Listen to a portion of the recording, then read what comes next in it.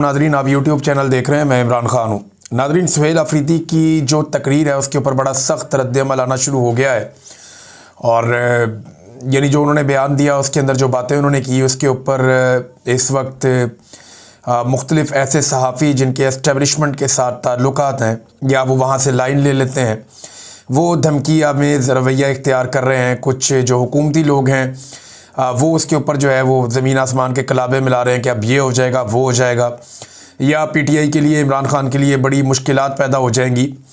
देखिए, सुहेल अफरीदी ने कहा क्या, पहले उस पर आप गौर कर लें। सुहेल अफरीदी वज़ीर आला के लिए जब इमरान खान साहब ने उनको नामज़द किया तो उनकी ज़ात के ऊपर बार बार कीचड़ उछाला गया।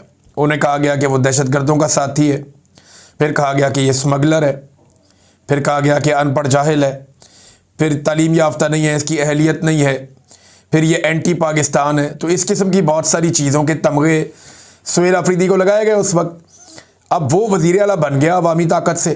उसके बाद उसने उसका रद्द-ए-अमल दिया और रद्द-ए-अमल देने से पहले उसने एक रिक्वेस्ट की जहाँ पे फायर फाइटिंग हो सकती थी कि ठीक है, मैं वज़ीर आला बन गया, आपने बदतमीज़ी भी कर ली, मैं वज़ीर आला भी बन गया, तो अब मुझे इमरान खान से मिलवाएं ताकि मैं जाऊं और जाकर अपनी पार्टी के मामलात और अपने सूबे के मामलात को चलाऊं इमरान खान के विजन के मुताबिक।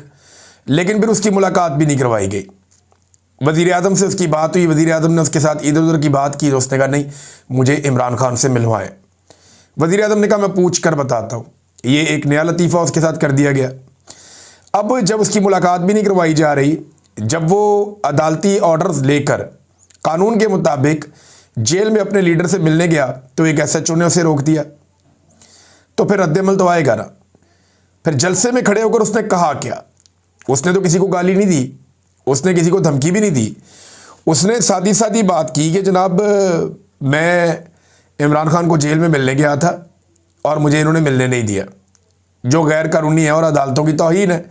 दूसरा, उसने DG ISPR ने जो पेशावर में आकर धमकी दी उसका उसने तस्करा किया और उसने कहा कि मेरे खिलाफ वफाकी वज़रा ने और DG ISPR ने घटिया ज़ुबान इस्तेमाल की है।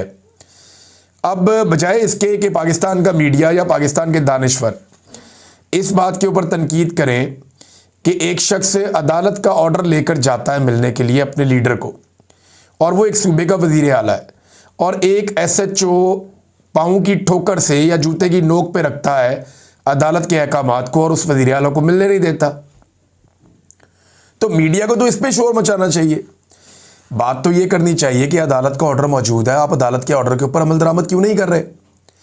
भाई, एक बंदा अदालत का ऑर्डर लेकर गया है, वो वज़ीर आला है एक सूबे का, उसने बहुत काम करना है। पहले आपने उसके बारे में घटिया ज़ुबान इस्तेमाल की, उसके बाद वो वज़ीर आला बन गया, वो फिर भी जा रहा है अपने लीडर को मिलने के लिए और अदालत का ऑर्डर लेकर जा रहा है, आप उसको मिलवा नहीं रहे। इसके ऊपर तो कोई नहीं बोला, किसी ने इसके ऊपर एक लफ्ज़ नहीं बोला, किसी को इसके ऊपर गुस्सा नहीं आया कि भाई एक वज़ीर आला की आप तौहीन कर रहे हैं इतने बड़े ओहदे की। दूसरा, आप अदालत की तौहीन कर रहे हैं और लगातार कर रहे हैं, मुलाकातें आप नहीं होने दे रहे अदालती अहकामात के बावजूद। इस पर कोई नहीं बोला। लेकिन जब उस बंदे ने शिकवा किया कि मेरे साथ ये ज़्यादती हो रही है तो इन्होंने खप डाल दी।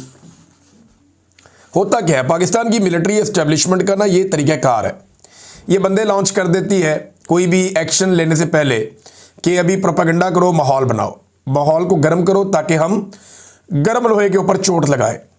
ये एस्टेब्लिशमेंट का बहुत पुराना तरीका है। ये लोगों को मारते हैं मारते हैं मारते हैं और जब लोग शिकवा करते हैं तो ये कहते हैं ये बदतमीज़ी है। यानी आप जितना मर्जी पाकिस्तानियों को मारें, पाकिस्तानी अगर आगे से शिकवा करेंगे आप हमें क्यों मारते हैं, तो इसको एस्टेब्लिशमेंट जो है वो बदतमीज़ी करार दे देती है। अब वज़ीर आला ने तो गैर कानूनी काम करने के ऊपर तनकीद की है कि आप ये कर नहीं सकते। DG ISPR एक सियासी प्रेस कॉन्फ्रेंस करके गए जो उनका मैंडेट नहीं है, वो अपने हलफ की खिलाफ वर्जी कर रहे हैं, वो सियासी प्रेस कॉन्फ्रेंस नहीं कर सकते कि, लेकिन उन्होंने उसमें सियासी बातें की है, वो अपनी डोमेन से बाहर निकले हैं, जो उन्हें नहीं करना चाहिए था, ये उनसे बड़ी गलती हुई है। अब उसका रद्द-ए-अमल तो आएगा, तो उसका जब रद्द-ए-अमल आया और वो भी सिर्फ शिकवे की सूरत में आया, कोई गालम गलोच नहीं हुई, लेकिन गालम गलोच ब्रिगेड जो है वो लॉन्च की गई CM अफरीदी के खिलाफ। तो इससे होगा क्या, अब धमकियां लगाई जा रही है कि जी इमरान खान साहब को अब ये वाला नुकसान हो जाएगा इससे या वो वाला नुकसान हो जाएगा इससे, तो PTI के लिए अच्छा नहीं होगा। तो पहले PTI के लिए या इमरान खान के लिए कोई बहुत अच्छा हो रहा है इस मुल्क में? एक ताज़ा मिसाल आप सुन लीजिए। इमरान खान साहब पे एक मुकदमा हुआ था 2022 में, जब उन्होंने आज़ादी मार्च निकाला था 25 मई 2022 को, आपको याद होगा, जब यास्मीन राशिद साहिबा पे और दीगर खवातीन पे पहली मरतबा लाहौर में बदतरीन तशद्दुद किया गया था। उनकी सारी गाड़ी जो है वो तोड़ दी गई थी।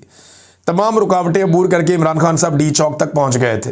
ये वो मैं दिन की बात कर रहा हूँ, 25 और 26 मई 2022। तब इमरान खान साहब के ऊपर एक मुकदमा दर्ज किया गया था तरनौल में। ये जो मुकदमा था ये फरवरी 2024 में, इसमें इमरान खान साहब को बाइज्जत बरी कर दिया गया था अदालत की जानिब से।